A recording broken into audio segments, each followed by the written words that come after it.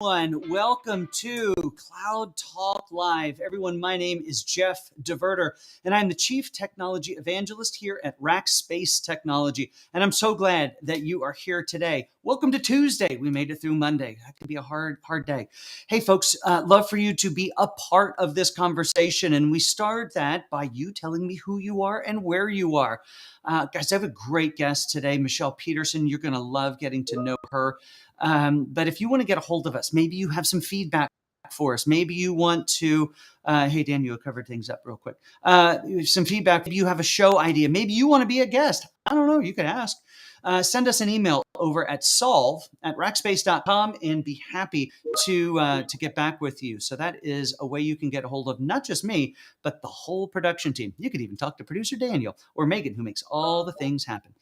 All right, everyone, this is episode 101. Can you believe it? Yesterday we had our 100th episode, which is so exciting. But you can get the audio from all of these from the Cloud Talk podcast feed. That can be found anywhere podcasts are found. So Cloud Talk, go subscribe, give us great reviews. Love for that.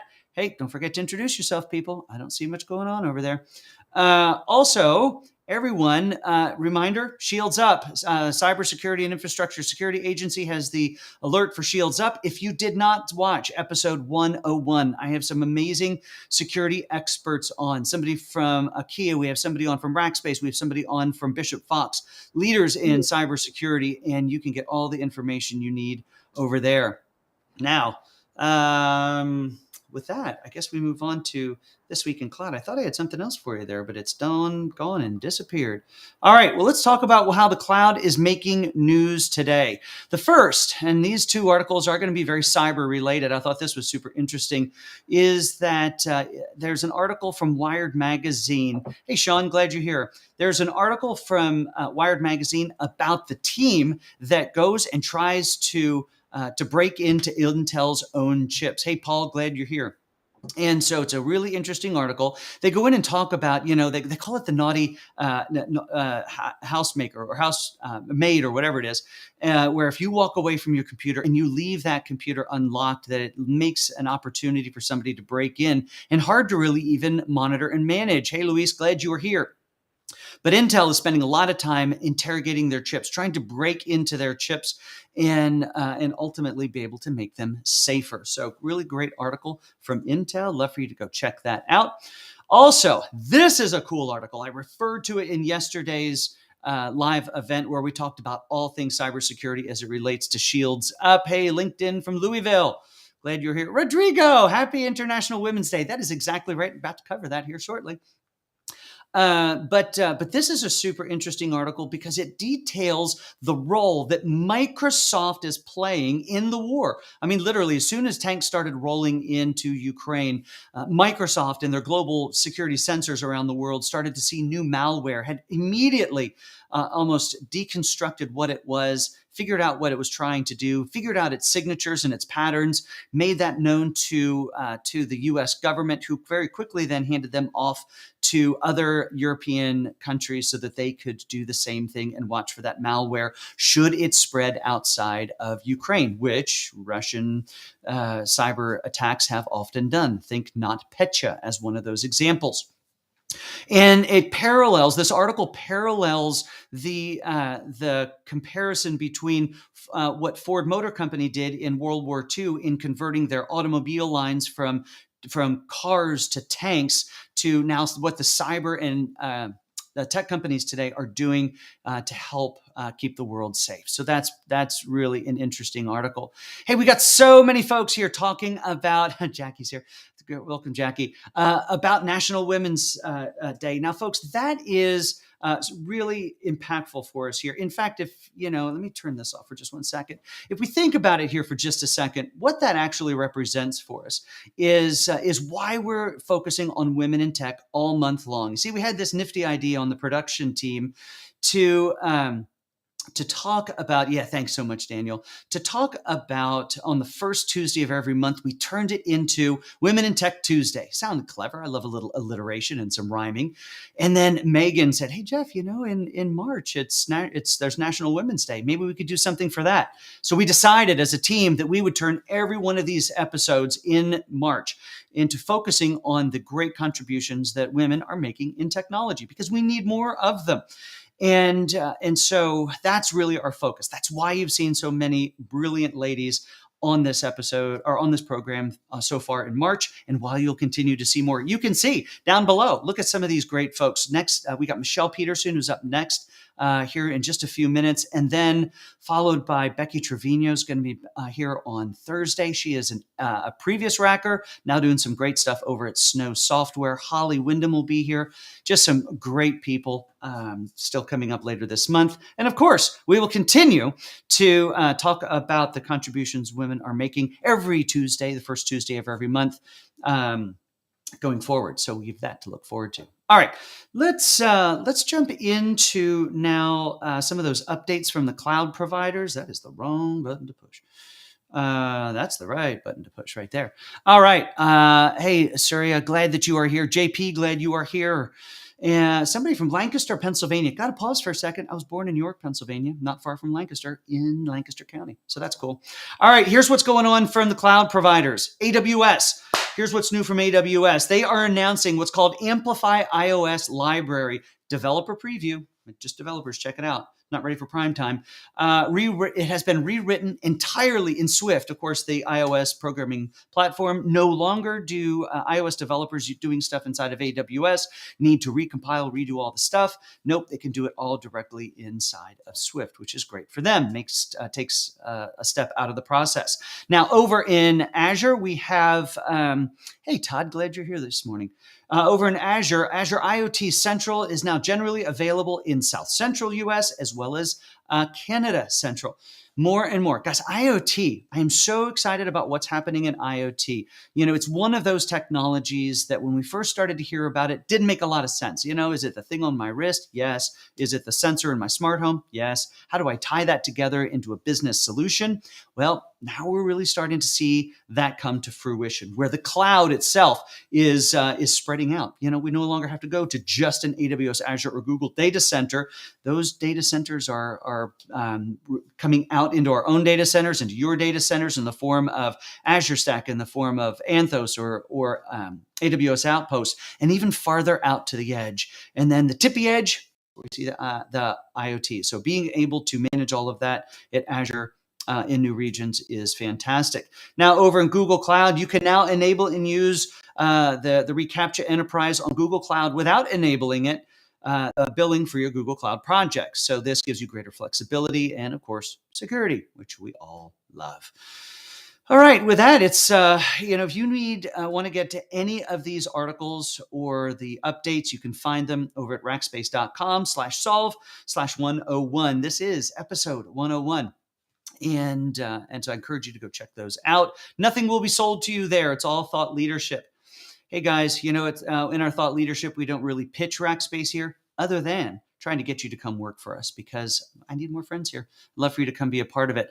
And today it's about a senior product architect inside of our data solutions. And I am going to pull the words over that I want to read to you. So Rackspace Technology, of course, we are a leader in helping customers accelerate the benefits of the cloud. Now, for the cloud. Now, the data solutions team's mission is to provide end-to-end data solutions that help businesses increase speed to innovation, lower their total cost of ownership, and derive value from the cloud faster. So if you are interested in that job, if you are a data person, love for you to head over to, hey, look, there's all those words I just read. Head over to rackspace.com/solve/101. Not only all the articles, but also a link to learn more about that job, maybe even apply for it. I'd love for you to do that. Adrian, I'm glad you're here this morning. Hey guys, oh look, I forgot to update this episode. It's really 101. Yesterday was 100, but you can find the audio for all of these over in our Cloud Talk podcast stream, anywhere that podcasts are found. All right, with that, everyone, I am so excited to be able to bring up Michelle Peterson. Ooh, let me leave this on because oh, crud. I pushed too many buttons too quickly. Here we go. Come on, come back to me, Michelle. Where did you go? I know your picture's here. Oh, yeah, never mind. I'll stop trying to push fancy buttons and just say, everyone, welcome Michelle to the program. Michelle, I'm so glad you're here. Glad to be here. Now, we were talking before we went live on the program, and I said, now Michelle, you are your chief of staff and lead really the office of the CEO, and our CEO here at Rackspace is Kevin Jones. And I said, Michelle, I'm thankful that Kevin kind of let you out of all the meetings and all the things to come here, and your response was. I kind of forgot to tell him. Hopefully he doesn't call. Michelle, that's awesome. I love it. Well, you are given a lot of great freedom to do the things that you do and make an impact. So I'm glad that you chose us over Kevin for at least a half an hour this morning. That's right.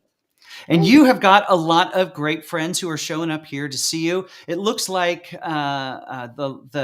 we might even be going out to live from the EMEA Rookie O Room, which is really exciting. We have Adrian Chenault, a great ex-racker and doing some great stuff in the startup world. Adrian, please put a link to that awesome product that you have in the chat so everyone can go check it out. We have a new racker, Ashley. She's been showing up a lot lately, which is great. Casey is here as well. You have brought your fan club to support you, Michelle. I saw a legacy racker join, if anybody remembers Mary Stitch. Oh, I missed Mary in there. That's all. And also Mary. My neighbor. She lives one street over. Lucky you. Lucky you. And Rodrigo is here.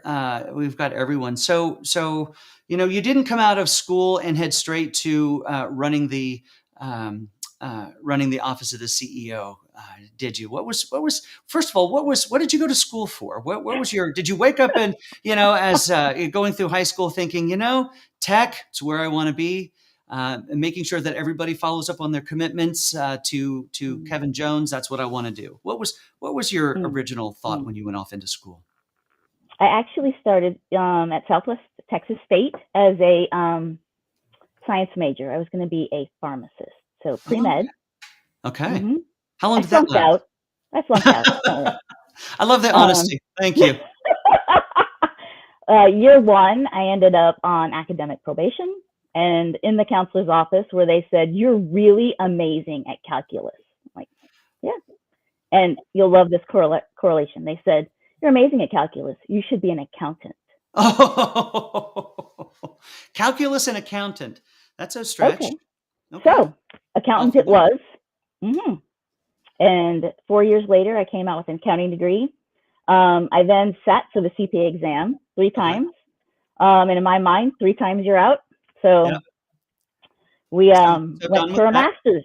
Let's go get a master's in accounting. What an amazing idea. That'll solve all the problems.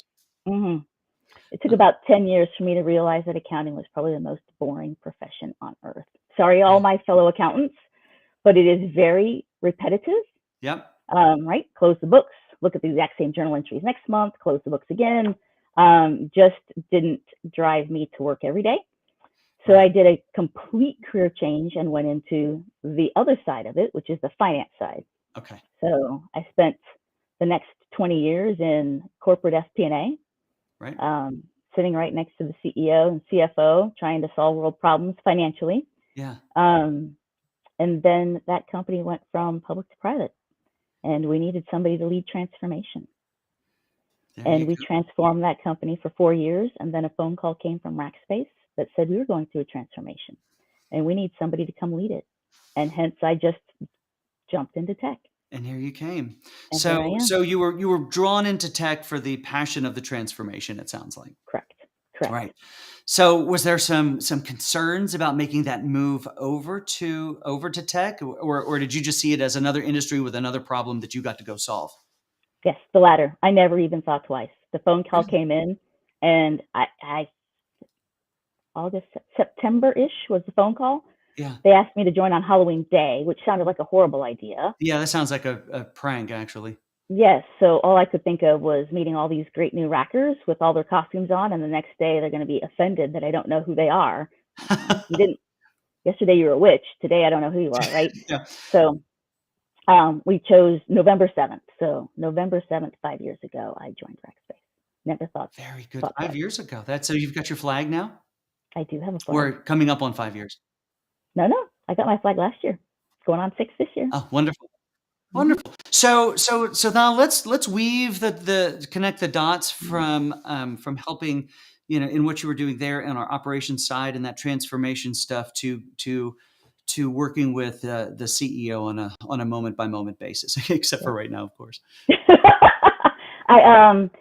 If we've all been, Rackers understand what I'm going to say. We've all been through the Rackspace job hop, but I started in transformation.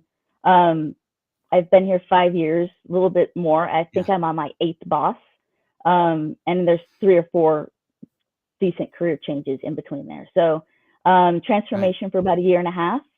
And then as CEOs changed out, right, we switched players in the chairs, and I went to lead the supply chain organization.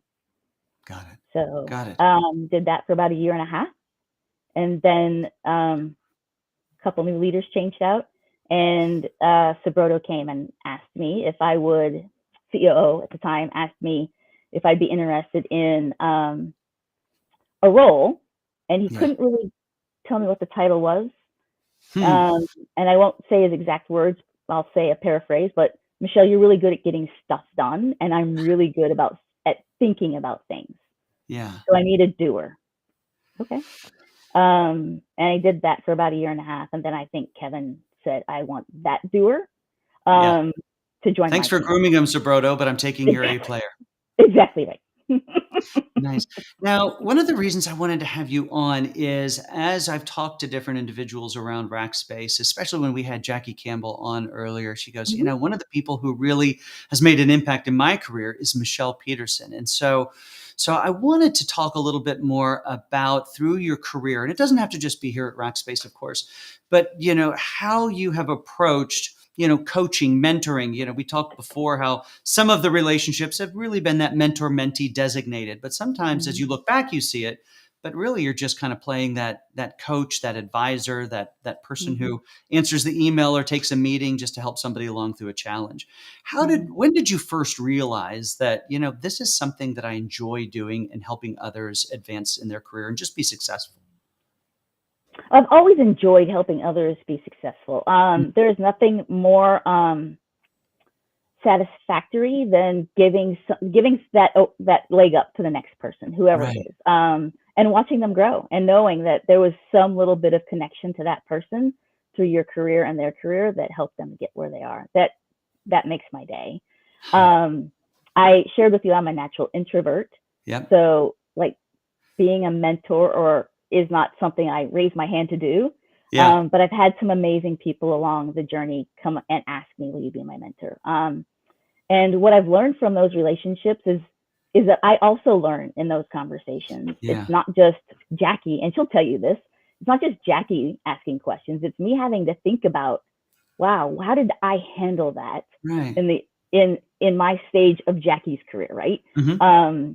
And it brings back a lot of great memories, and it also just helps you weave the connectivity to who I am today, which sometimes we just don't even sit down and think about. Yeah, we get so busy in the moment that we don't think about, how did we get here, and what are all those experiences, the good and the bad, that help form, the person that we are, and that our leaders see value in, and keep giving us a paycheck and inviting us in every day to be a part of the journey. So what was one of those, if you could think back to one of those conversations, be it Jackie or anyone else, that really caused you to go back and look at a moment in your career and go, if I could go back and redo that, maybe I'd do it differently, or what was some of those moments? Again, you don't have to air everything that didn't go well, but. So we won't use names. The individual that I'm talking about, you'll know. But I had somebody ask, how do you handle having to be a firm leader, right? You kill them with kindness is a lot of leaders' approach. But then there's a couple of times where you might have to step outside that box And as women, we get coined a lot of different names, right? But how do you make sure you don't become that person, but you still become a firm leader? And it's a fine balance.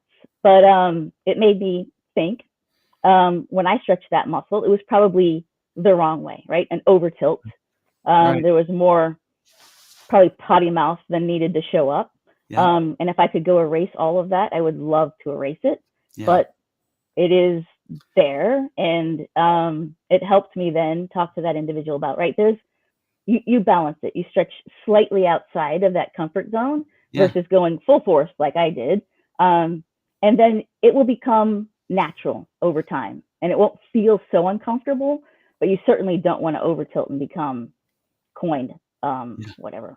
Yeah, too far. And balance in all things. Now, one of the things that we were talking about earlier, as well as we look at International Women's Day, and folks, the hashtag for that is breaking the biases. And I've got a great example in Michelle here, because as we've talked about, names, we mentioned Jackie, there's some others, you are sought out as as somebody to get advice from, not just from women, but from men. And that I love, because of the fact that we're not looking at this through a lens of, we have to be strictly working with one gender or another, but going to the person who has the best advice, who's been there and sort of done that, done it well, done it not well, but has learned from it. And you're one of those people. And I love that about you. So I'm going to actually kind of put the audience on notice here. You have a question for Michelle in your career? Maybe put it out there. We'll see if we can get her to answer it.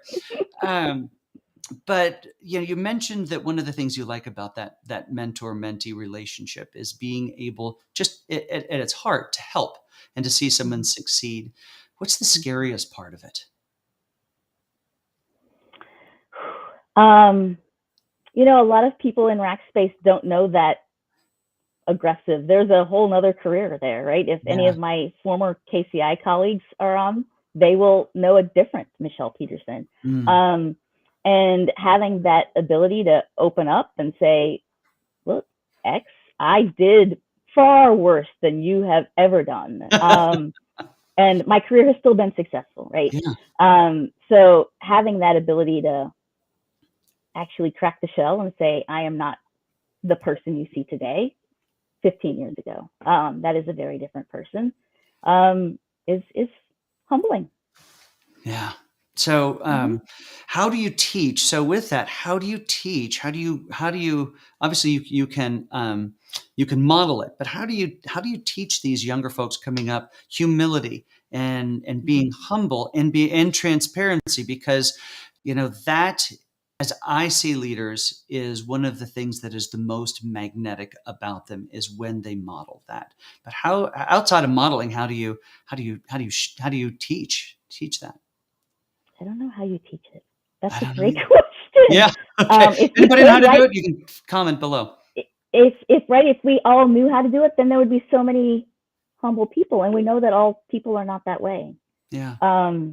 Everything is different, and that's the other thing, right? We're all so unique. It takes all of us to make the world go round.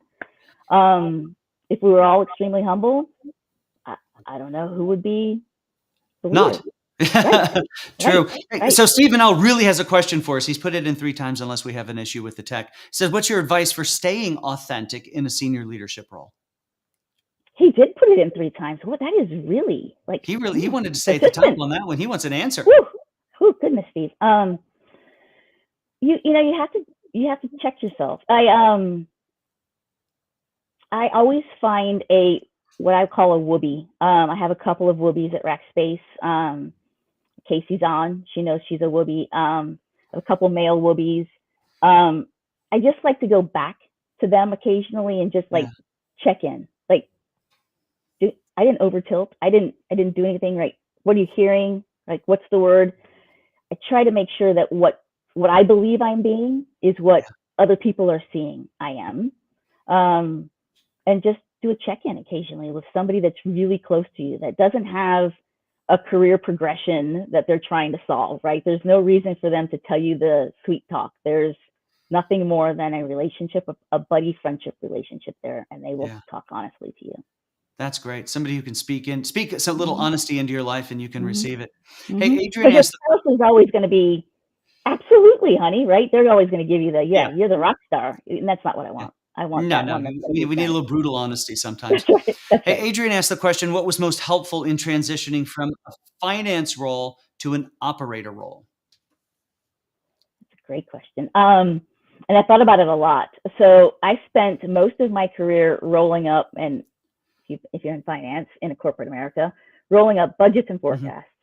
And while that sounds tedious, it's actually a process, right? X has to go Mm, in before Y can come out. And whatever those are, you have to know what merit increase is going to be assumed. You have to know what the tax rate is going to be assumed. You have to know how many head count we have in our base data, right? So you start this building process. yeah. And I've looked at every job since then, and it's all some element of a process. Mm, Supply chain, definitely a process, right? The request comes certainly. in, got to find the supplier, got to do these checks. And so, as long as I thought about the ability to project manage a process, I could correlate almost every job I've had to a project management type role. Got it. So it all comes back to that. Mm-hmm. I really want to call out Mary Stitch's comment. It's so nice. And Mary was such a great racker over the years. She says, love your candor, Michelle, and the use of the word firm. Good point. There's a lot of balance as a leader, a mentor, and a contributor. And we all really want to be effective and authentic. And so that's great advice, great comment Mm-hmm. from Mary. So, Mary, thanks so much for participating here this morning. Everyone, just like yesterday, I'm having internet problems today. So if I go away, Michelle, that's all your show. It's all mine. All Um, right.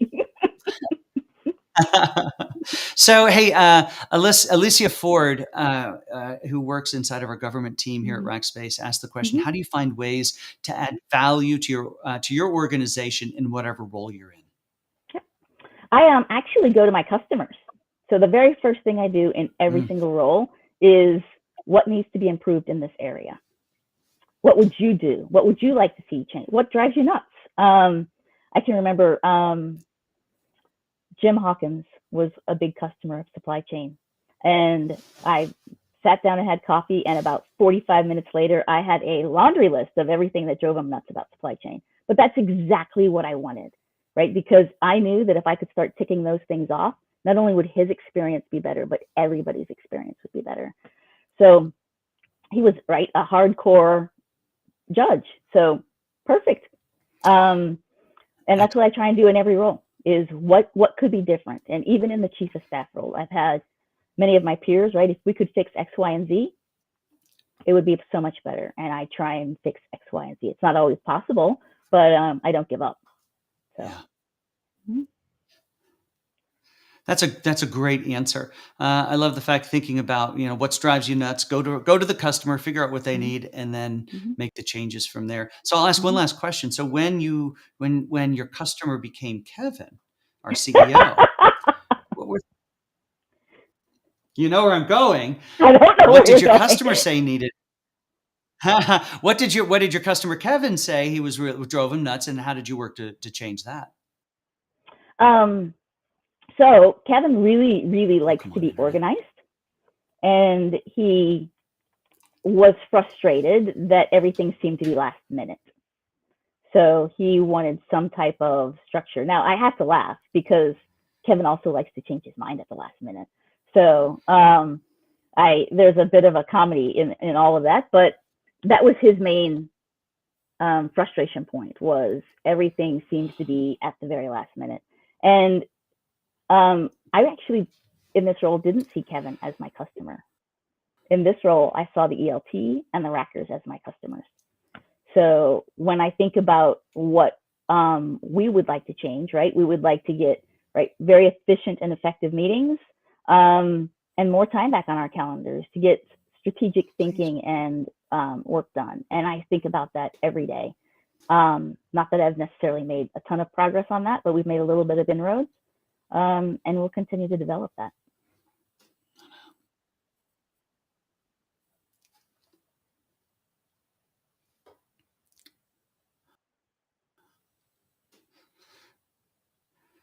Did I lose you, Jeff?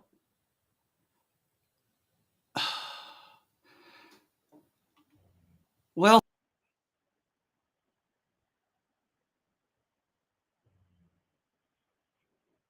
Okay, so I guess we've lost Jeff, and it is effectively my show. I can't thank any of y'all enough for coming. I enjoyed it. I hope Jeff invites me back sometime soon. Get to chat with everybody again.